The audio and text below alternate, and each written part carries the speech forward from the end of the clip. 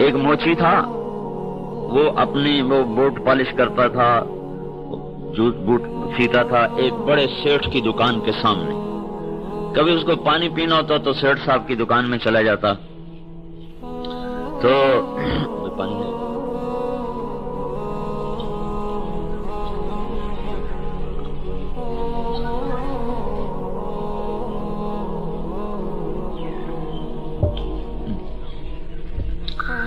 تو اندر کمرہ ٹھنڈا ہوتا ہے، اے سی ہے. وہ کہتا سیٹھ صاحب آپ بڑے مزے میں ہیں، آپ بڑے مزے میں. وہ کہتا مزے تیرے ہیں، ہمارے کوئی نہیں.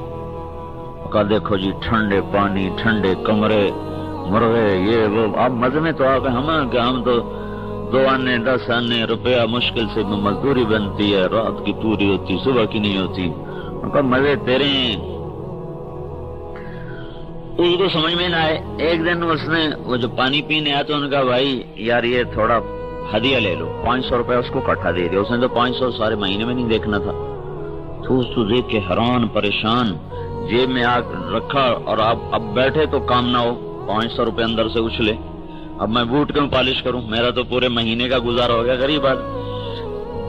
تو تھوڑی دیر بیٹھا رہا، پھر نہیں گزارا ہوا تو اپنا بوریا بستر اٹھا اور گھر پہنچ گیا.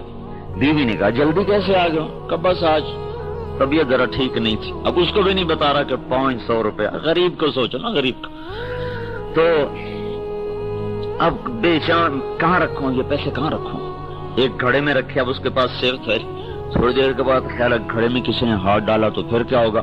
پھر اٹھا کے جیب میں ڈالی. پھر سوچ کہاں رکھوں؟ کہ فلاں صندوق میں رکھتا ہوں. اس میں رکھے تو پھر خیال آیا کسی نے کھول کے دیکھ لیا تو پھر کیا بنے گا. پھر اٹھا کے پھر جیب میں ڈال لیا. پھر بیٹھ کہاں رکھوں. میں شام ہو گئی. ان کا ایک پوٹلی میں رکھے. پوٹلی کوئی کھول کے دیکھ لی تو اس میں کسی نے اٹھا لیا تو پھر کیا بنے، پھر جیب میں ڈال لیے. اب 4 روپے پہ پڑا بھائی اللہ یہ پیسہ کہاں رکھوں. رات کو میں سو گیا، کسی چور نے آ کے میری جیب سے نکال لیا، پھر کیا بنے گا. کسی اور میں کہیں گر گیا تو پھر کیا بنے گا. ساری رات جاگتا رہا. وہ پیسہ اس کو سونے ہی نہ دے. صبح آنکھیں لال، اب جلدی سے صبح اٹھا، اپنی آ کے کھاری اٹھائی اور بچھائی. جب سیٹھ صاحب آئے تو کہنے لگا سیٹھ صاحب یہ اپنے پیسے واپس لے لو، میری تو ساری رات نیند ہی حرام ہو گئی. ان کا تیری صرف 500 پہ حرام ہو گئی، تو سو جاؤ ہمارے پاس جو ہے ہماری نیند کیسے حلال ہو سکتی ہے. تو قیمتی چیز تو آدمی کو ذرا پریشان کرتی ہے نا. تو اب یہ 10 روپے کی 5 روپے کی پین ہے ادھر پھینک دو. 1 کروڑ روپے کا جب قلم ہوگا تو وہ لکھنے والا کیسے احتیاط سے رکھے گا. چیز کی قیمت جب بڑھتی ہے تو اس چیز کی قدر بڑھ جاتی ہے. تو اللہ نے آپ کی کیا قیمت لگائی ہے کبھی سوچو تو صحیح. اللہ یوں کہہ رہا ہے کہ میں تمہاری جان اور مال کا خریدار ہوں. پہلے اپنی عزت دیکھو، اللہ تمہیں خریدنے آ رہا ہے. تو لاہور میں ہمارے دوست ہیں NM سٹور والے ہیں. تو وہ اس میں بڑے فخر سے بتایا کرتے ہیں کہ ہم سے نواز شریف صاحب خریداری کرنے خود آیا کرتے. یہ اس کو ہمیشہ فخر سے بیان کرتے کہ میری دکان پر وزیر اعظم خود خریداری کے لیے آتے تھے. جب وہ آتے تھے تو ہم ان کے لیے ساری دکان خالی کر دیتے تھے، سب گاہکوں کو نکال دیتے تھے. تو اللہ تم سے خریدنے آ رہا ہے، کبھی سوچا ہے؟ ان اللہ اشترى من المؤمنین انفسهم واموالهم. مردان کی مومن عورتوں، مردان کے ایمان والے مردوں، اور میں تم سے کچھ خریدنا چاہتا ہوں، سودا دو گے مجھے؟ یا اللہ کیا خریدنا ہے؟ کہ تمہاری جان تمہارے مال کا خریدار ہوں. کیا دو گے میرے مولا؟ بِأَنَّ لَهُمُ الْجَنَّةَ. بالجنہ نہیں کہا، بِأَنَّ لَهُمُ الْجَنَّةَ. جب کسی چیز کی قیمت ایک دم زیادہ لگا دو تو اگلے کو اعتبار نہیں آتا. کتنی زیادہ کیسے اعتبار نہیں آتا کہ مذاق نہ کر رہا ہو، مذاق نہ کر رہا ہو. ایک دم جب بڑھ جائے قیمت تو اگلا یا حیران ہو جاتا ہے یا ویسے مر جاتا ہے. ایک آدمی کا وہ نکل آیا، وہ لاٹری نکل آئی. تو وہ اس کو وہ ڈاکیے کو اس نے کہا، اس ماسٹر نے بھی اس کو بتاؤ تمہاری لاٹری نکلی ہے 10 لاکھ کی، لیکن وہ غریب آدمی اس کو ایک دم نہ بتانا بیچارہ کہ اس کا کوئی اور اس کو نقصان نہ ہو جائے، آہستہ آہستہ بتانا اس کو. کہا جی اچھا. تو اس کے پاس آیا کہ جناب آپ کا 50,000 کا انعام نکلے، مجھے کیا دو گے؟ کہا جی آپ کو 1000 روپے آپ کو انعام دوں گا. کہ اگر آپ کا 1 لاکھ نکلے تو پھر کیا دو گے؟ کہا تو میں 5000 دوں گا. کہ اگر تمہارا 5 लाख निकले फिर क्या दोगे? कहा तुम्हें 10,000 दूंगा। कहा तुम्हारा 7 लाख निकले फिर क्या दोगे? कहा तुम्हें 50,000 दूंगा। उन्होंने कहा जब मजाक कर रहा है। उनका तुम्हारा 10 लाख निकले तो फिर क्या दोगे? उनका आधा तेरा आधा मेरा, तो डाकिया मर गया धुल। क्योंकि डाकिया को तो पता था कि इनाम निकला हुआ है। उन्होंने कहा आधा मेरा, धुल 5 लाख वो गया। तो जब कीमत ज्यादा बताओ तो एतबार नहीं आता, एतबार आ जाए तो जान निकल जाती है। तो अल्लाह ने बिल जन्ना नहीं कहा तेरी जान माल का खरीदार हूं जन्नत के बे अन्ना लहुमुल जन्ना। बहुत बड़ी कीमत लगाई है तुम्हारी जान तुम्हारे माल की। क्या कीमत लगाई है? बे अन्ना लहुमुल जन्ना, कि जन्नत के बदले में तुम्हारी जान माल को खरीदा है। वो कीमत लिखी होती ना ऊपर, तो जब वो उस पर वो अल्लाह ताला ने आपकी जान माल के ऊपर वो लगाई है, वो पर्ची लगाई है, उस पर्ची के ऊपर कीमत लिखी हुई है 100 रुपए, 10 रुपए, लाख रुपए, करोड़ रुपए, 50,000 रुपए, 50 लाख रुपए।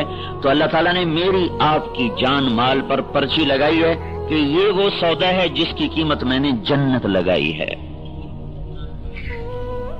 सारी जन्नत छोड़ो, अल्लाह के नबी का फरमान है मा यहमिलु ज़ुफ़र, ये नाखून देखो ना, अंगूठे का नाखून है, ये नाखून के बराबर जन्नत में से किसी चीज को दुनिया में डाल दो तो सारी दुनिया रोशन भी हो जाएगी, खुशबूदार भी हो जाएगी। सारी दुनिया में रोशनी, सूरज निकला है, सारी दुनिया को रोशन नहीं कर रहा।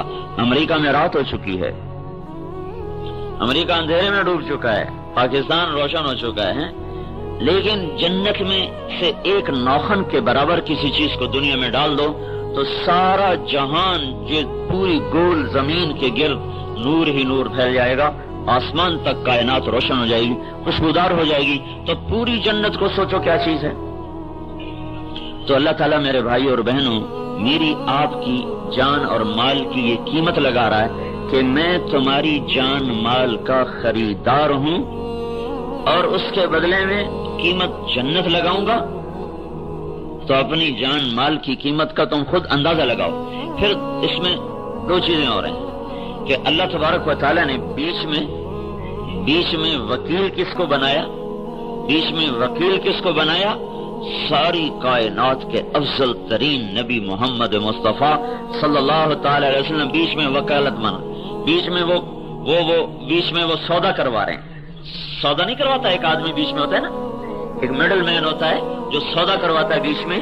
तो अल्लाह ताला ने मोहम्मद सल्लल्लाहु अलैहि वसल्लम को बीच में डाला सौदा करवाने के लिए।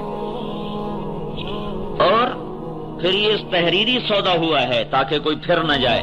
अल्लाह तो वैसे नहीं फिरता, हम ना फिर जाएं।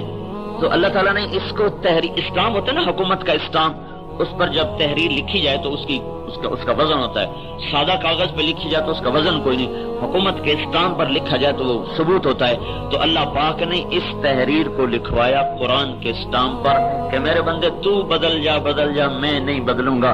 मेरी तरफ से मोहर लगी है, मेरा महबूब बीच में वकील बना है कि तू जान माल मुझे दे दे, मैं जन्नत तुझे दे दूं। कितना ऊंचा सौदा किया अल्लाह ताला ने। अब ये जान माल अल्लाह को देने का मतलब क्या है कि आज के बाद वो होगा जो मेरा अल्लाह चाहता है। अल्लाह की चाहत क्या है?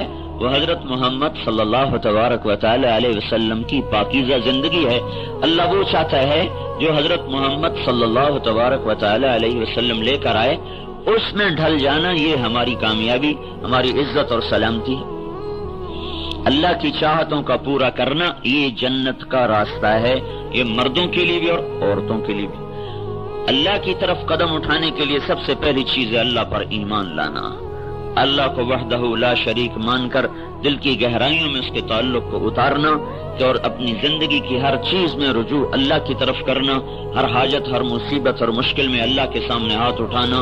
फला तदउ मअल्लाहि अहदा, अल्लाह के सिवा किसी और को न पुकारना। अलैहिस्सल्लाहु बिकाफिन अबदा, तुम्हारा अल्लाह अकेला तुम्हें काफी है। उसके खजाने बेशुमार हैं, उसकी कुदरत लामहदूद है, उसकी सल्तनत नामहदूद है, उसके मुल्क की इब्तिदा कोई नहीं, इंतहा कोई नहीं, उसकी अता की इब्तिदा کوئی نہیں، انتہا کوئی نہیں، وہ اپنے خزانوں میں سے سب کچھ تمہیں دے دے تمہارا چاہا تو بھی ایک قطرے کے برابر کمی کوئی نہیں۔ لہذا فَاعْلَمْ أَنَّهُ لَا إِلَٰهَ إِلَّا اللَّهُ، سب سے پہلا علم یہ ہے کہ یہ دل کی گہرائیوں سے بولو کہ اللہ سب کچھ ہے، اللہ کا سب کچھ ہے، میں کچھ نہیں ہوں، میرا کچھ نہیں ہے۔ لا، یہ جو کہتے ہیں نا لا لا لا الہ لا الہ لا الہ، یہ لا ایک تلوار کی طرح ہے، اوپر سے آ رہی ہے، تلوار ہے نا، جیسے چھری سے گوشت کٹتا ہے، چھری سے گوشت کٹتا ہے اور آرے سے لکڑی کٹتی ہے، ایسے ہی اوپر سے لا کی تلوار چل رہی ہے، اور اللہ کو چھوڑ کر اس نے جو رکھا ہے نا اوپر اپنے بار کیا ہے نا میرے رب نے، تو عرش سے لے کر تحت الثری تک ہر چیز کو اللہ پاک نے کاٹ کے رکھ دیا کہ لا لا لا لا لا، کوئی کچھ نہیں، کسی کا کچھ نہیں، کوئی کچھ نہیں، کسی کا کچھ نہیں۔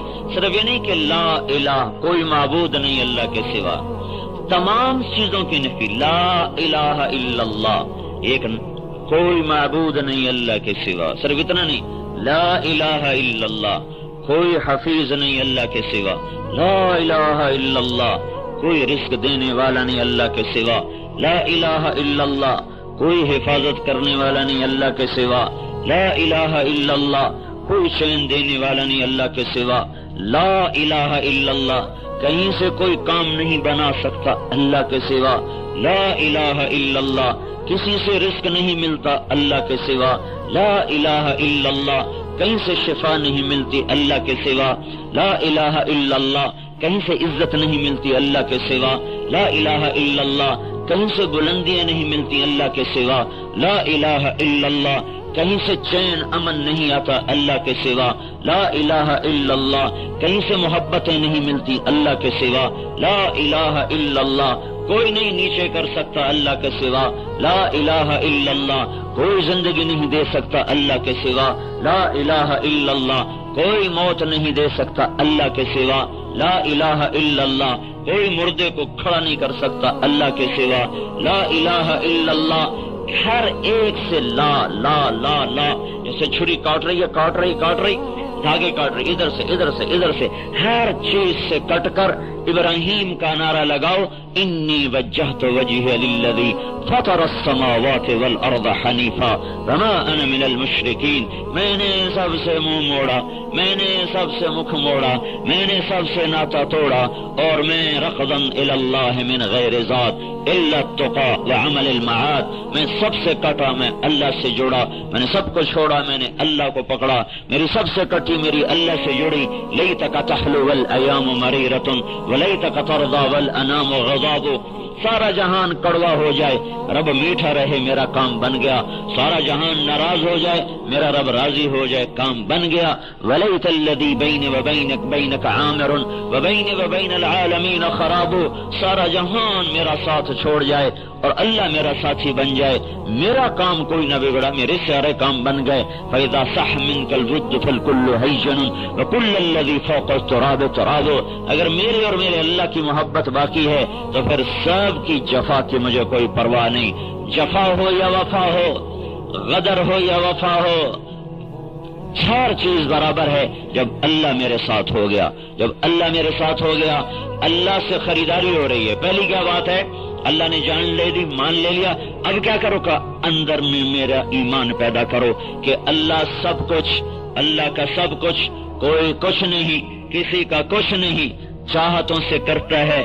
یمسسک اللہ بضر فلا کاشف لہ الا ہو، وہ روکے تو کوئی دے نہیں سکتا، وَإِن يُرِدْكَ بِخَيْرٍ فَلَا رَادَّ لِفَضْلِهِ، اور وہ دے دے تو کوئی روک نہیں سکتا، بھڑکتی آگ ہے، لپکتے شعلے ہیں، اڑتی ہوئی چنگاریاں ہیں، سارا بابل انتظار میں ہے، یہ گیا ابراہیم، یہ اس کو پھینکا گیا توپ کے ذریعے سے، اس زمانے کی دیسی توپ، اور یہ اس کے ہاتھ بھی بندھے ہوئے ہیں، پاؤں بھی بندھے ہوئے ہیں، ننگے بدن ہے، یہ جا رہا ہے جا رہا ہے جا رہا ہے جا رہا ہے، یہ آگ کے اوپر آیا، اب سب کی نظریں لگ چکی، ابھی جلا، اب اس کی ہائے نکلے گی، اب اس کی چیخ نکلے گی، اور یہ انگاروں پر گرنے سے پہلے پہلے اس کا جسم ابل جائے گا اور آبلے پڑ جائیں گے، اور پھر انگاروں پر گرتے ہی ایک دم گوشت کی بدبو پھیل جائے گی، ہڈیاں چٹک جائیں گی، گوشت راکھ بن جائے گا، ہڈیاں راکھ بن جائیں گی، پھر ہم نعرہ لگائیں گے کہ ہم سے بڑا کوئی نہیں ہے۔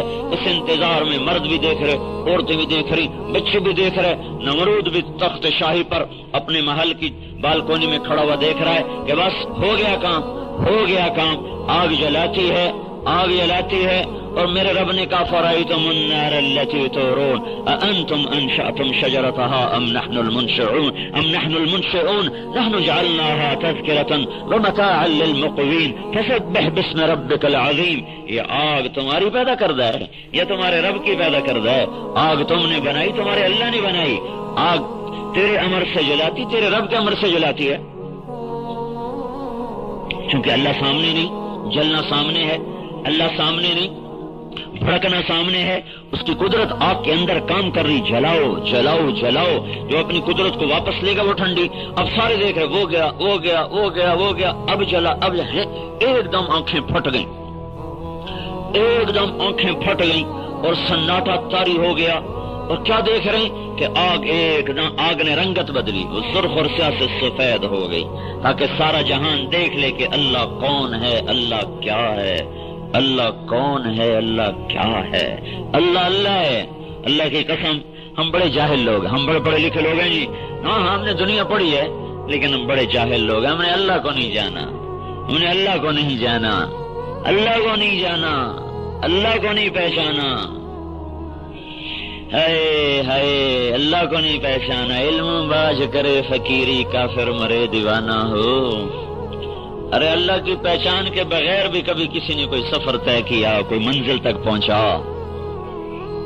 ایک دم آگ سفید ہو گئی، شفاف، اور ابراہیم علیہ السلام آگ میں گر نہیں رہے، الٹے نہیں جا رہے، سیدھے نہیں جا رہے، کلا بازیاں کھاتے نہیں جا رہے، بلکہ آگ نے یوں تھاما جیسے ماں بچے کو ہاتھوں پہ تھامتی ہے، اور جا کر آرام سے انگاروں پر بٹھا دیا۔ دیکھنے والوں نے دیکھا، سننے والوں نے سننے والے سن نہ سکے کہ ایک اوپر سے پیغام آیا، ایک آواز آئی جو صرف آگ نے سنی، کسی نے نہیں سنی، یا نار کونی بردا وسلاما علی ابراہیم، یا نار اے آگ، چونکہ یا نارو تھا، یا نار اے آگ، الف لام نہیں تھا نا، ساری دنیا کی آگ کو جیسے خطاب ہو گیا۔ تو ایک حدیث میں آتا جب اللہ نے کہا یا نار کونی بردن و سلاما، ساری دنیا کی آگ 3 دن کے لیے ٹھنڈی ہو گئی تھی، 3 دن تک کسی جگہ چولہا نہیں جل سکا۔ ایک روایت میں نے پڑھا کہ اللہ تعالیٰ نے فرمایا اگر تو نے ابراہیم کو تکلیف پہنچائی تو جو واپس جہنم کی آگ میں پھینک دوں گا۔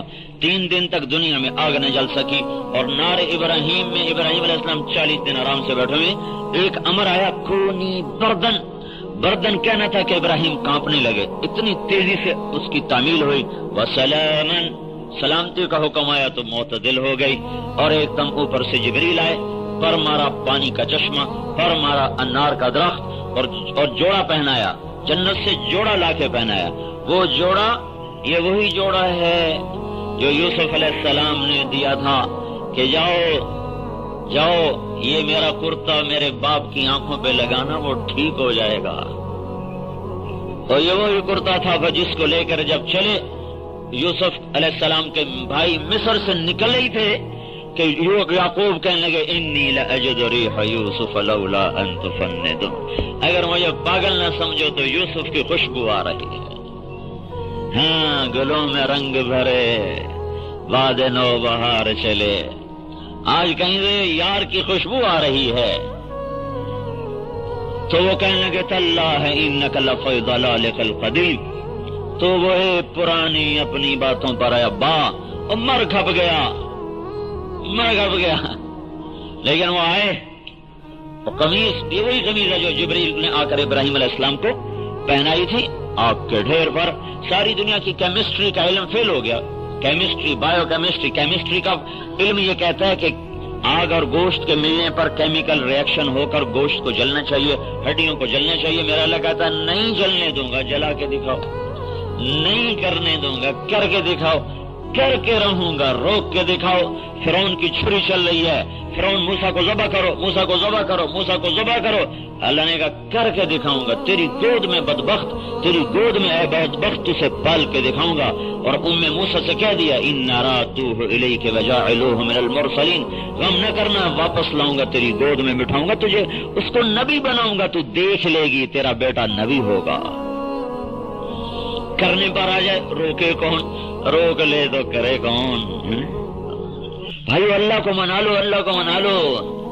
اللہ سے ساتھ پہلی بات ہے اللہ. دیکھو یہ بارش، ابھی میں وہاں تھا تو بارش ہو رہی تھی تو مجھے وہ حدیث یاد آئی کہ موسیٰ علیہ السلام نے اللہ تعالیٰ سے پوچھا یا اللہ تیرے ناراض ہونے کی نشانی کیا ہے؟ تو اللہ تعالیٰ نے فرمایا میرے ناراض ہونے کی پہلی نشانی یہ ہے کہ بارشیں بے وقت ہوتی ہیں. امطر علیہم ابان حصادہم، میں اس وقت بارش کرتا ہوں جب کھیتی کٹنے کو تیار ہو چکی ہوتی. وَأَمْنَعُ إِبَّانَ زَرْعِهِمْ، اور جب وہ کاشت کرتے ہیں تو اس وقت کھیتی پانی مانگتی ہے، کہ اس وقت نہیں کرتا ہوں جب تیار ہو جاتی بارش شروع کر دیتا. تو وہاں بارش ہو رہی تھی تو مجھے یہ حدیث یاد آ رہی تھی کہ اللہ نے فرمایا جب میں ناراض ہوتا ہوں تو امطر علیہم ابان حصادہم. لاؤڈ اسپیکر پہ اعلان نہیں کرے گا کہ مردان والوں میں غصے ہوں، ناراض ہوں. وہ یہ کرے گا جو اب کر رہا ہے. بادلوں سے اس وقت بارش برس رہی ہے جب ہمارے پنجاب میں مشہور ہے کہ اس موسم میں تو سونے کی بارش بھی برداشت نہیں ہے، سونے کی بارش بھی قبول نہیں ہے. سارے سال کا رزق اب تیار ہوا پڑا ہے، یہی بارشیں چلتی نہیں تو اندر ہی گلا کے رکھ دے گا. تو موسیٰ علیہ السلام سے فرمایا جب میں ناراض ہوتا ہوں بارشیں اس وقت کرتا ہوں جب کھیتی پک جاتی ہے، اور اس وقت روک لیتا ہوں جب ضرورت ہوتی ہے، اور میں پیسہ بخیلوں کو دیتا ہوں اور حکومت بے وقوفوں کو دیتا ہوں. جب میں ناراض ہوتا ہوں تو یہ کام کرتا ہوں. تو بھائیو اللہ سے سودا کیا ہے، اللہ کو راضی کرو. پہلی چیز ایمان کو دل میں اتارنا ہے. چمی گویم مسلمانم بلرزم کہ دانم مشکلات لا الارا. جب میں لا الہ الا اللہ کہتا ہوں تو میرا وجود کانپنے لگتا ہے. تو لوگ مجھ سے پوچھتے ہیں کیوں کانپتے ہو؟ تو میں کہتا ہوں تمہیں پتہ نہیں ہے جو میں کہہ رہا ہوں لا الہ الا اللہ، مجھے اس بول کا پتہ ہے، اس بول کا وزن میرے جسم میں لرزہ طاری کر دیتا ہے. یہ وہ بول ہے کہ ساتوں زمین آسمان ایک پلڑے میں ہو، صرف لا الہ الا اللہ ایک پرچے پر ایک پلڑے میں ہو. لا الہ الا اللہ کتنی پرچی پہ آ جائے گا؟ اتنی سی پرچی پہ لا الہ الا اللہ. ایک طرف ترازو اٹھاؤ، دوسری طرف ترازو کتنا بڑا ہو کہ ساتوں زمینیں اس میں آ جائیں، سمندر بھی آ جائیں، دریا پہاڑ جنگل بھی آ جائیں، پھر پہلا دوسرا تیسرا آسمان بھی آ جائے، چوتھا پانچواں چھٹا ساتواں آسمان بھی آ جائے، پھر کرسی اس میں رکھو، پھر عرش بھی رکھو، پھر قلم بھی رکھو، لوح محفوظ بھی ڈالو، پھر جنت بھی ڈالو، پھر دوزخ بھی ڈالو، پھر فرشتے بھی ڈالو، جبریل میکائیل اسرائیل اسرافیل بھی ڈالو، جنت کے ساز و سامان بھی اس میں ڈالو. اللہ کو چھوڑ دو، باقی ہر چیز اس میں ڈال کے اس کو اٹھاؤ تو میرا اللہ کہتا ہے لا الہ الا اللہ کا پلڑا جھک جائے گا، یہ اٹھ جائے گا. لرجحت بہن لا الہ الا اللہ. تو میرے آپ کے نبی پاک صلی اللہ علیہ وسلم فرماتے ہیں لرجحت بہن لا الہ الا اللہ. تو لا الہ الا اللہ وزنی ہو جائے گا، یہ ہوا میں اڑ جائے گا. جو مرد عورت لا الہ الا اللہ کو زبان سے اتار کر دل تک پہنچا دیں گے ان کی زندگی بدل جائے گی، ان کا سودا اللہ سے پکا ہو جائے. اس کو اخلاق نہیں کہتے، چاہے اس کا کعبہ اس کا یہ اس کا مسکے کا نام اخلاق نہیں ہے. اخلاق کیا ہے؟ توصل من قطعک. کیونکہ ہمارے نبی نے فرمایا ابو ہریرہ سے، ابو ہریرہ اپنے اخلاق ٹھیک کرو. کہ یا رسول اللہ اچھے اخلاق کیا ہوتے ہیں؟ تو آپ نے ارشاد فرمایا توصل من قطعک، جو تم سے توڑے اس سے جوڑو. وتعطی من حرمک، جو تیرا حق مار لے تم اس کا حق ادا کرو. وتعفو عن من ظلمک، جو تم پر زیادتی کرے اس کو معاف کر دو. اريد ان يكمل ایمانی، میں ایمان کامل بنانا چاہتا ہوں. کیسے ہوگا؟ کا اخلاق اچھے کر. ہمارے اخلاق کون سے ہیں؟ جو پخیر کہے اس کو پخیر کہو، جو پخیر نہ کہے اسے نہ کہو. ایسے ہی کہ نہیں؟ جو سب تڑے ماشا کرے اس کو تم بھی توڑا ماشا کرو، جو تمہیں توڑا ماشا نہ کرے تم بھی نہ کرو، اس کو تولے ماشے میں دھکا دے دو. جو تمہارا حال پوچھنا ہے اس کا حال پوچھو، جو نہ پوچھنا ہے نہ پوچھو. یہ اخلاق نہیں ہے، یہ کاروبار ہے، کاروبار، پالیسی ہے، پالیسی، معاملہ ہے، معاملہ، ڈیل ہے، ڈیل۔ جس نے سلام کیا ہم نے سلام کیا، جس نے نہیں کیا ہم نے کوئی نہیں کیا، جو ہمیں پوچھنے ہم پوچھنے چلے گئے، جو نہیں آیا ہم نہیں گئے۔ اخلاق اس سے عالی درجہ بتایا جا رہا، تصل من قطعک وتعطی من حرمک وتعفو عن من ظلمک، توڑنے والے سے جوڑو۔ سنو بتا دوں، 100 نفل پڑھنے آسان ہے، جو منہ موڑ کے گزر جائے اس کو سلام کرنا مشکل ہے۔ 1 سال پیدل سفر کروا لو، نفس کرے گا۔ جو حال پوچھنے نہیں آتا نا، اس کا حال پوچھنے 2 قدم نہیں جائے گا چل کے۔ ساری رات طواف کرنے کو تیار ہے، ساری رات طواف کرنے کو اس کا نفس تیار ہو جائے گا، لیکن جو اس کی بیماری پر اس کو پوچھنے نہیں آیا، اس کو پوچھنے کوئی نہیں جائے گا، ساتھ میں اس کا گھر ہے۔ 4 قدم پہ مرگ ہوگی، اس کے جنازے میں نہیں جا رہا۔ لیکن بندے کیوں نہیں جا رہا؟ کہا ہماری دفعہ کوئی نہیں آیا تھا، ہم نہیں جائیں گے۔ اور کراچی جا رہا ہے، وہ کہاں جا رہے ہو؟ جنازہ ہو گیا بدبخت، وہ 4 قدم پر تو گیا نہیں تھا، کراچی کیوں جا رہا ہے؟ وہ آیا تھا، ہمیں جانا پڑے گا۔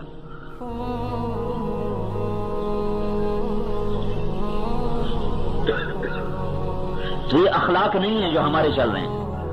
ہمارے پتہ ہے ہمارے پنجاب میں دیہاتوں میں جو ہمارا جو زمیندارہ کلچر ہے، اس میں چونکہ مخصوص لوگ ہیں نا، تو دیکھتے رہتے ہیں ایک آدمی مر گیا تو وہ دیکھتے ہیں نظروں میں کون آیا جنازے میں، نظر میں ہوتا ہے۔ اس میں بڑا حافظہ ان کو یاد ہوتا ہے، یا سنا کا جی یاد ہی نہیں ہوتی، حافظہ کمزور ہے۔ یہ سارا یاد ہے، فلاں موقع پر اس نے ہمارے ساتھ یہ کیا تھا، فلاں موقع پر یہ کیا تھا، یہ کہا تھا، وہ کہا تھا۔ جو جنازے میں آئے گا، ان کا کوئی مرے گا تو اس کے جنازے میں جائیں گے۔ جو جنازے سے اگلے دن آئے گا نا، تو یہ اگر گھر میں موجود بھی ہوں گے نا، تو اس کے جنازے میں نہیں جائیں گے، اگلے دن جائیں گے۔ اتنا حساب کتاب رکھتے ہیں۔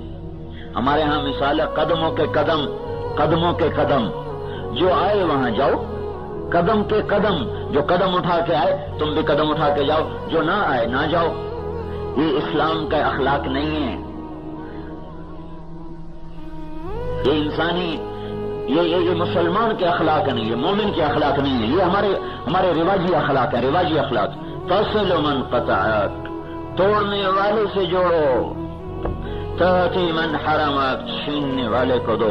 اندازہ لگاؤ 20 سال ہو گئے تھے قریش مکہ کو لڑتے ہوئے، خندق کی لڑائی میں کتنی تکلیف آئی اللہ کے نبی کو، اور خندق کے بعد مکے میں قحط پڑا تو اللہ کے نبی نے مدینے سے غلہ بھیجا، مدینے سے پیسے بھیجے، 300 دینار ابو سفیان کو بھیجے، جو اوت میں لشکر کا سردار اور خندق میں لشکر کا سردار بن کے آ رہا تھا، اس کو بھیجے کہ مکے والوں میں قحط آ گیا، کھلا دو۔ تو ابو سفیان کہنے لگا قربان جاؤں محمد کے، ہم اس کو قتل کرنے کے چکر میں، وہ ہمیں روٹی کھلانے کے چکر، تمہارا نبی تو کافروں کے ساتھ یہ کرے اور ہم سگے بھائی سے بات نہ کریں۔ سگا بھائی، ماں باپ سے اخلاق اچھے نہیں ہیں، جس ماں نے جنا اس سے سیدھے منہ بات نہیں، جس باپ نے ساری زندگی دھکے کھائے اس سے سیدھے منہ بات کرنے کو تیار نہیں ہے۔ جس ماں کا پیٹ چیر گیا، چھاتیاں لٹک گئیں دودھ پلا پلا کے، اور ناخن میں بدبو رچ گئی، اس کا پیشاب اور پخانہ دھو کے، اور رو کے آنکھیں سوج گئی اس کی بیماری پر، اس کے دکھ پر، اس کی تکلیف پر، ساری رات جاگ کے پہرے دیے، ساری رات لے کر اس کو ہسپتال میں بیٹھے رہے۔ جب یہ جوان ہوا تو ماں کوئی بکواس کرنے پر آ گیا، باپ کوئی دھکا دینے پر آ گیا۔ اسی اللہ کے نبی کا فرمان ہے، ہر گناہ کی سزا موت کے بعد ہے، ماں باپ کے نافرمان کی سزا مرنے سے پہلے بھی ہے، مرنے کے بعد بھی ہے۔ موت سے پہلے ماں باپ کا ناف، اگر دیکھو توبہ پر ہر شے معاف ہو جاتی، چاہے مر گئے ہوں پھر بھی توبہ کر لے، ان کے لیے ایصال ثواب شروع کر دے تو بھی اللہ معاف کرے گا۔ لیکن یہ ایسی نحوست ہے، امام بخاری نے ایک روایت نقل کی ہے کہ ایک گاؤں سے کچھ جو روایت کرنے والے ایک گاؤں سے گزرے، عصر کی نماز پر ایک قبر پھٹی، اس میں سے ایک شخص نکلا، اس کا سر گدھے کا تھا، اور وہ زور سے 3 دفعہ اس نے آواز لگائی، پھر قبر کے اندر غائب ہو گیا۔ تو انہوں نے پوچھا یہ کیا ماجرا ہے، یہ کون ہے؟ کہا یہ شخص شرابی تھا، جب یہ شراب پیتا اس کی ماں کہتی نہ پیا کر، تو ماں کو کہتا تو ایسے گدھے کی طرح بولتی رہتی ہے، جب سے یہ مرا ہے روزانہ قبر پھٹتی ہے، یہ نکلتا ہے، اور 3 دفعہ یہ آواز، اس کا چہرہ گدھے کی طرح ہے، اور 3 دفعہ شور مچا کے قبر میں غائب ہو جاتا ہے۔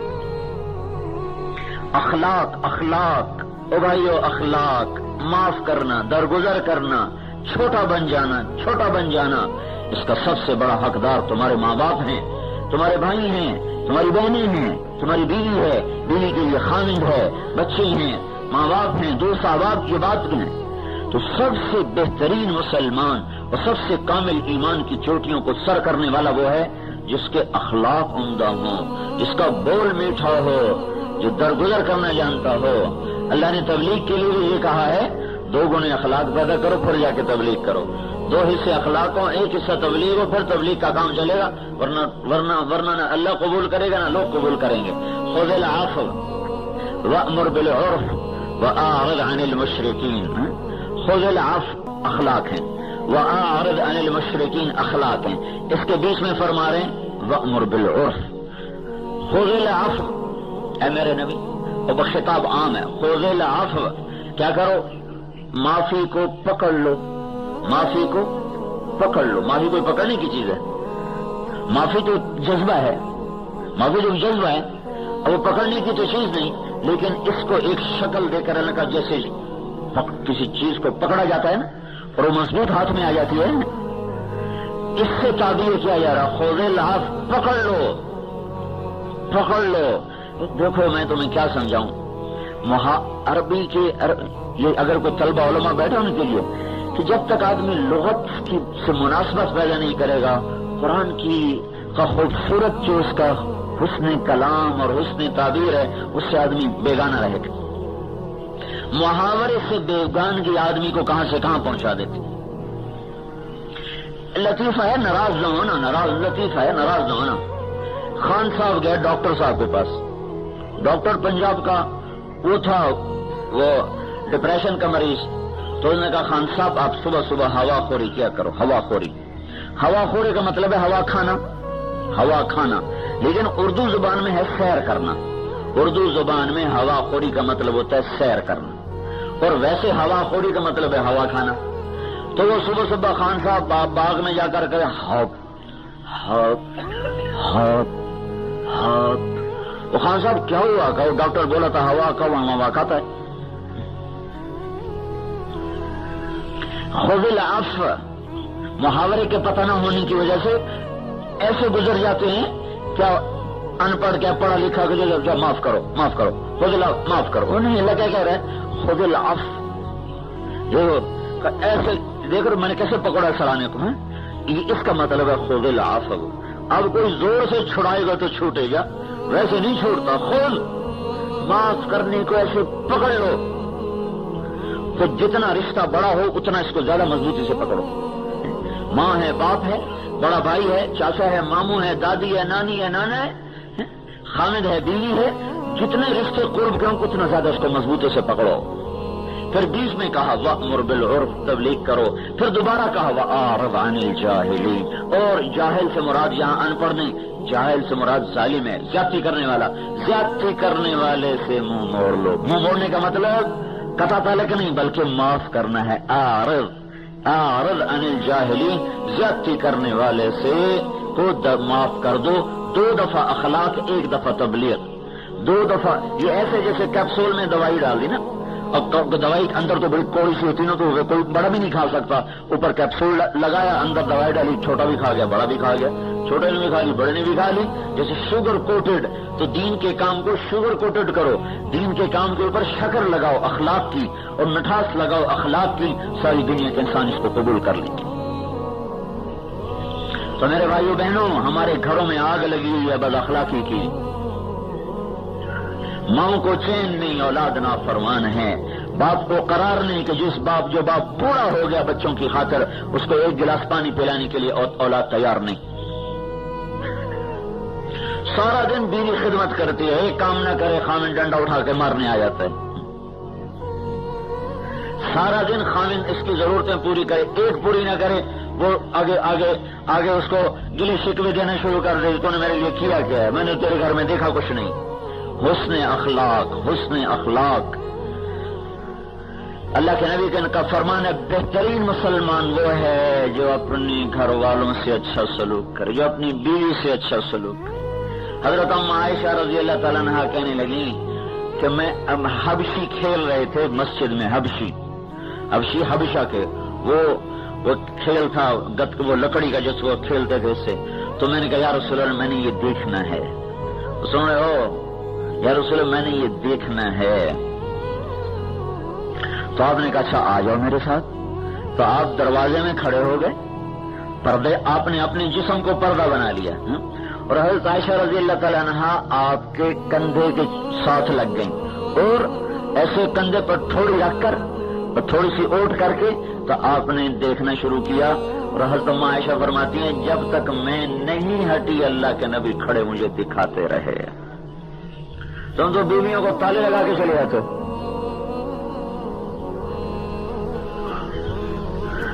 عائشہ جیسی خاتون اور رسول اللہ جیسا خامن جب تک خود نہیں ہٹیں واپس نہیں ہٹے. ایک غزوے سے واپس آ رہے ہیں تو صحابہ سے فرمایا تم آگے چلے جاؤ. سارے صحابہ آگے نکل گئے.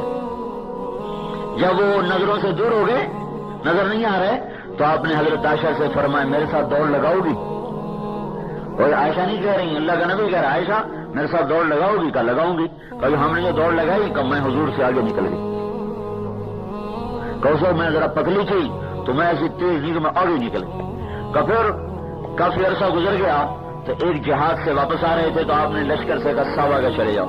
وہ سارے آگے چلے گئے یہاں تک کہ نظروں سے دور ہو گئے. پھر آپ نے کہا عائشہ دوڑ لگاؤ گی؟ میں نے کہا لگاؤں گی. پرسوں میں ذرا موٹی ہو گئی تھی، دوڑ لگائی تو ہمارے نبی آگے نکل گئے، میں پیچھے رہ گئی. تو کہا دیکھ لے پھر آج ہم نے بدلہ لے لیا ہے. کیسی خوبصورت زندگی ہے یہ. دین صرف اسی کا نام تو نہیں ہے کہ نماز پڑھ لی، پگڑی باندھ لی، پچیلا لگا لیا اور مسجد میں ٹائم دے دیا. گھر کا دین کون سا ہوگا؟ دیکھو تمہیں دو روایتیں سناتا ہوں بالکل ایک دوسرے سے مختلف. ایک ہی ہستی کے بارے میں دو باتیں بالکل مختلف. ہندو بن ابی حالہ سے حضرت امام حسن پوچھ رہے ہیں کہ حضور پاک صلی اللہ علیہ وسلم کیسے تھے؟ تو وہ کہہ رہے ہیں کان دائم الفکر متواصل الاحزان. اللہ کے نبی ہر وقت فکر میں اور ہر وقت غمگین. یہ ہند بن ابی حالہ کی روایت، صحیح روایت کہ امام حسن پوچھ رہے ہیں کہ ماموں ہند بن ابی حالہ، ہند یہ حضرت خدیجہ کے بیٹے ہیں. ابو حالہ پہلے خامن، دوسرے خامن جو تھے نا حالہ، اس کے بیٹے ہیں، اس لیے ان کو ماموں کہا کرتے تھے امام حسن حسین وغیرہ. تو وہ فرمایا کہ اللہ کے رسول کیسے تھے؟ تو کہا بیٹا اللہ کے رسول ہمیشہ گہری سوچ میں رہتے تھے اور ہمیشہ غمگین رہتے تھے. اب دوسری روایت سنو. حضرت عائشہ رضی اللہ تعالیٰ عنہا سے ایک خاتون پوچھ رہی ہیں کہ اللہ کے نبی گھر میں کیسے تھے؟ تو ارشاد فرمایا کان ضحاکن بسامن. اللہ کے نبی بڑے ہنسنے والے تھے، بڑے مزاح کرنے والے تھے، بڑا جی لگانے والے تھے. ضحاکن بسامن، چہرہ ہر وقت خوش، چہرہ کھلا ہوا، چہرہ کھلا ہوا، چہرہ ہنستا ہوا، مسکراتے ہوئے، ہنسی مزاح کرتے ہوئے. اب بتاؤ ایک روایت کہہ رہی ہے ہر وقت ہنستے ہوئے، دوسری روایت کہہ رہی ہے ہر وقت غمگین ہیں. ایک ہستی کے دو روپ ہیں. ایک روپ گھر کا ہے جس میں آپ ہنستے ہیں مسکراتے ہیں، ایک روپ بازار کا باہر کا ہے جس میں آپ سنجیدہ ہیں غمگین ہیں. جب آپ گھر میں آتے ہیں تو وہ روپ باہر، وہ کپڑے باہر اتار دیتے ہیں اور گھر آ کر وہ لباس پہنتے ہیں جو گھر والوں کی ضرورت ہے. ہن لباس لکم وانتم لباس لہن. کیا اللہ پاک نے کمال کیا ہے میاں بیوی کے آپس کے جوڑ کو بتانے کے لیے جو لفظ استعمال کیے ہیں، ہن لباس لکم وانتم لباس لہن. انتہا یعنی اس کو اچھی طرح تعبیر کرنے کے لیے اردو زبان میں زور لگانا پڑے گا، زور جو میرے پاس ہے نہیں. ہن لباس لکم وانتم لباس لہن. یہ تمہارا لباس ہیں، تم ان کا لباس ہو. عورت کا ذکر پہلے کیا، تمہارا ذکر بعد میں کیا. ہن لباس لکم، یہ تمہارا لباس ہے. لباس سے کیا ہوتا ہے؟ زینت پیدا ہوتی. لباس سے کیا ہوتا ہے؟ پردہ ہوتا ہے. لباس سے کیا ہوتا ہے؟ گرمی سردی سے بچاؤ ہوتا ہے. لباس سے کیا ہوتا ہے؟ انسان معاشرے میں بیٹھ سکتا ہے، مجلس میں بیٹھ سکتا ہے، اور پتہ نہیں اس میں کتنے اشارات چھپے ہوئے ہیں. لباس، لفظ لباس بتانا یہ تھا کہ آپس میں اس طرح پیار محبت سے رہو. اپنا کرتا کبھی پھاڑا؟ کبھی کوئی پاگل ہو جائے تو کرتا پھاڑتا ہے. اگر کرتے پر نشان پڑ جائے تو اگلے کو کہتا ہے یار دیکھو تو نے میرا کرتا ہی خراب کر دیا. بعض اوقات تو جلدی میں اٹھتے ہیں نا تو اپنے ہی ہاتھ سے نا یہ کرتا پھٹ جاتا ہے تو خود افسوس ہوتا ہے یار دیکھو کرتا ہی پھٹ گیا، کرتا ہی پھٹ گیا ہے. اپنے ہاتھوں سے کوئی اپنا لباس پھاڑتا ہے تو اللہ یوں کہہ رہا تم کیسے پاگل ہو کہ اپنے کرتے کو تو حفاظت کرتے اور بیوی کے ساتھ بدتمیزی کرتے ہو. اور بیوی کو سمجھا رہا ہے کہ اپنی زیب و زینت کی تو حفاظت کرتی ہے اور خامن کے ساتھ بدتمیزی کرتی ہے. ہن لباس لکم وانتم لباس لہن. بہترین مسلمان جو گھر والوں سے حسن سلوک کرے، جس کے گھر میں بیٹی پیدا ہو اور وہ برا نہ منائے تو آسمان سے ایک فرشتہ اترتا ہے اور وہ اس کے اوپر پر بچھا دیتا ہے، ماں پر بھی بیٹی پر بھی، اور یوں کہتا ہے تو بھی کمزور، تیری ماں بھی کمزور، جو تم دونوں پہ خرچ کرے گا اللہ اس کا ساتھی بن جائے.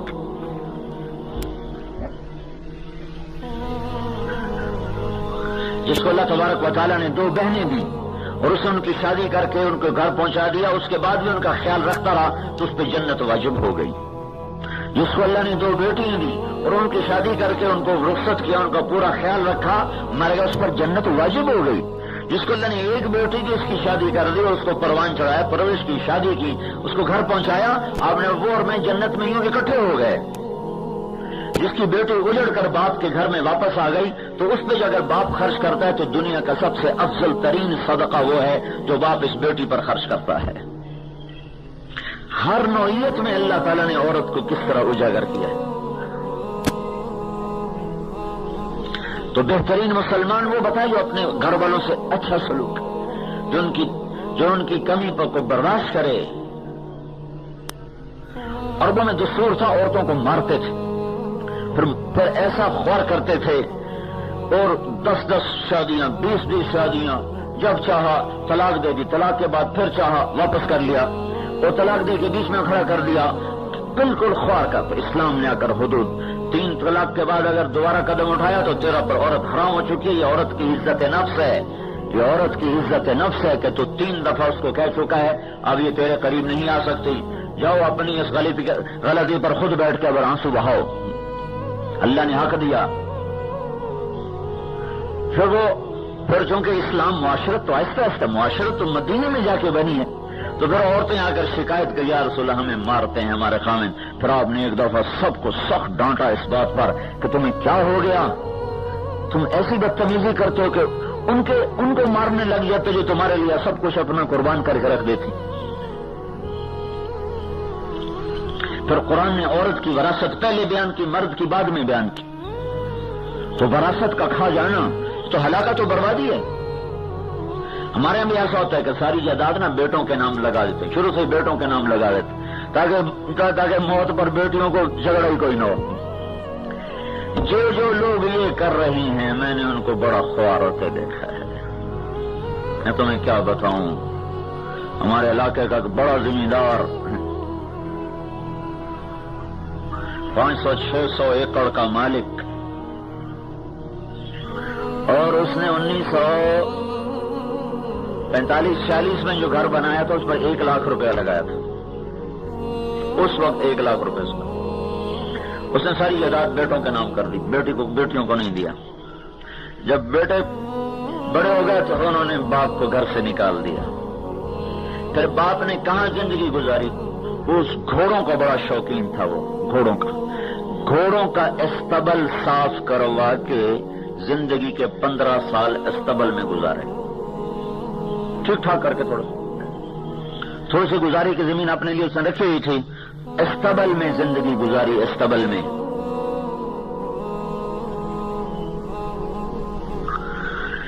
ہے دیکھ کا ایک دانہ ہی دیکھ کے پتہ چل جاتا ہے کچی ہے کہ پکی ہے. اگر فرض کرو کسی کو ایسا دکھ نہیں پہنچا موت سے پہلے، قبر میں جاتے ہی پہلا جھٹکا قبر اس کو اسی کا دے گی بدبخت. بیٹیوں کا حق بیٹوں کو دے کے آ گیا. جائیداد تو مجھے میرے اللہ نے دی.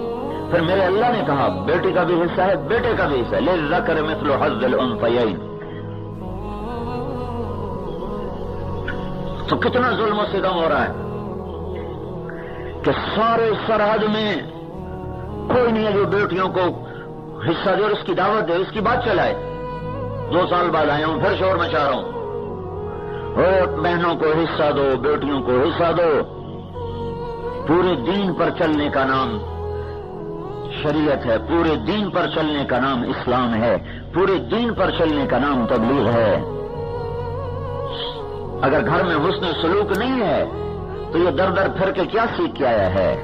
اگر ماں باپ کا احترام اور عزت نہیں ہے تو اس نے مسجد میں بیٹھ کے کیا سیکھا ہے؟ اگر اس کی دکان کا ترازو صحیح نہیں ہے تو اس نے اللہ سے ہونے کا کیا سیکھا ہے؟ من غش فلیس منا, من غش فلیس منا, جس نے دھوکہ دیا میری امت سے خارج ہو گیا. کتنی سخت بات ہے.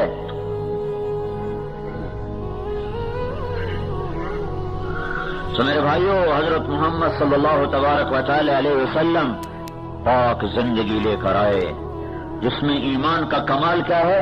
حسن خلقک یکمل ایمانک, اخلاق بلند کر ایمان کامل ہو جائے گا. پھر عورتوں کو سمجھایا. ایک عورت نے آ کر کہا یا رسول اللہ میرے خامند کا میرے اوپر کیا حق ہے؟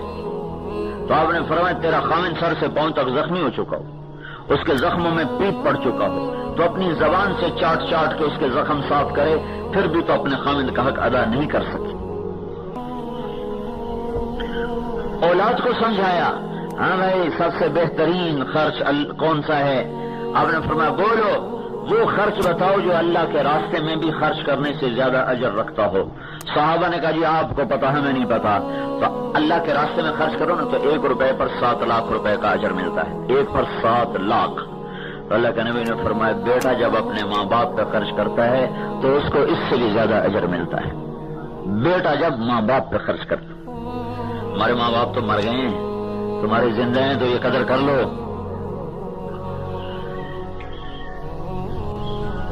دعا لے لو کسی طرح دعا. سسر بھی باپ ہوتا ہے, ساس بھی ماں ہوتی ہے, ان کو بھی وہی عزت و احترام دو. عجیب بات ہے, اپنے ماں باپ کی خدمت کرواتے ہیں اور بیوی کے ماں باپ کو ذلیل کرتے ہیں. کہتے میری ماں کے آگے اف نہ کر, میرے باپ کے آگے چو نہ کر, اور خود اپنے سسر کو آنکھیں دکھاتا جیسے دشمن کھڑو. بیٹی اپنے ہاتھوں سے روانہ کر, اسی سے ٹکر لیے.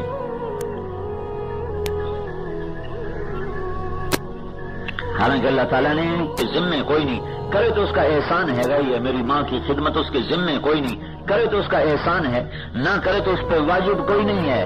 میرے ذمے ہے, میں دکان سے وقت نکالوں, میں اپنے دفتر سے, گھر سے, مسجد سے وقت نکالوں. اپنے ماں باپ کو وقت نہ دینا یہ کیسی عجیب بات ہے. قریب تبلیغ کام اتنی مصروفیت ہوگی کہ ماں باپ کے لیے بھی وقت کوئی نہیں بچا. دکان میں اتنی مصروفیت ہوگی کہ ماں باپ کے لیے وقت کوئی نہیں بچا. ہسپتال میں اتنی مصروفیت ہے کہ ماں باپ کے لیے وقت کوئی نہیں. بند کرو اس کو. موسیٰ علیہ السلام نے پوچھا یا اللہ میرا جرا ساتھی کون ہے؟ اللہ نے کہا فلاں کا جنت کا ساتھی. موسیٰ علیہ السلام حیران ہوئے, کسائی میرا ساتھی کیسے بن گئے؟ بازار میں چلے گئے, دیکھا کسائی اپنا گوشت بیچ رہا ہے. وہ شام ہوئی تو اس نے گوشت کا ٹکڑا اٹھایا اور چل پڑا. موسیٰ علیہ السلام کہنے لگے تیرے ساتھ آ جاؤں؟ کہنے لگا آ جاؤ. اس کو نہیں پتا یہ موسیٰ ہے. گھر گیا, وہ گوشت کا ٹکڑا اس نے صاف کیا, پکایا, پھر آٹا گوندا, روٹی پکائی. تھے بیوی موجود ہے, کام سارے خود کر رہا ہے. آٹا گوندا, روٹی پکائی, سالن پکایا. پھر بوڑھی عورت بیٹھی جس کو کندھا دے کے بٹھایا, پھر نوالے بنا کے اسے کھلایا, پھر اس کا منہ صاف کیا, دعا دی. وہ اس کو لٹا دیا. تو موسیٰ علیہ السلام نے پوچھا یہ کون ہے؟ تو اس نے کہا کہ یہ میری ماں ہے, میں صبح خود اس کی ساری خدمت کر کے جاتا ہوں اور شام کو آ کر خود اس کی خدمت کرتا ہوں. بیوی کو نہیں کہا کہ تو روٹی کھلا, تو سالن کھلا, خود آ کے کرتا ہوں اس کی خدمت ساری, پھر اب جا کے اپنے بچوں کا کام دیکھوں گا. تو موسیٰ علیہ السلام کیا کہہ رہی تھی؟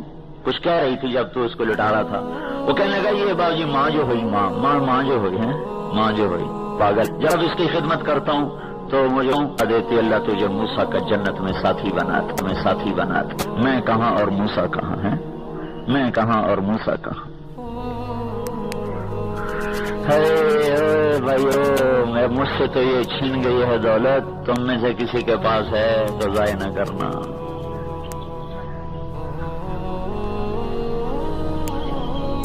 یہ وہ دین ہے جس کو آج کوئی نہیں بتاتا، اور یہ وہ دین ہے جس پر آنے کے لیے دانتوں پر سینے آ جاتے ہیں۔ اس لیے تو اللہ کہتا ہوں اللہم اف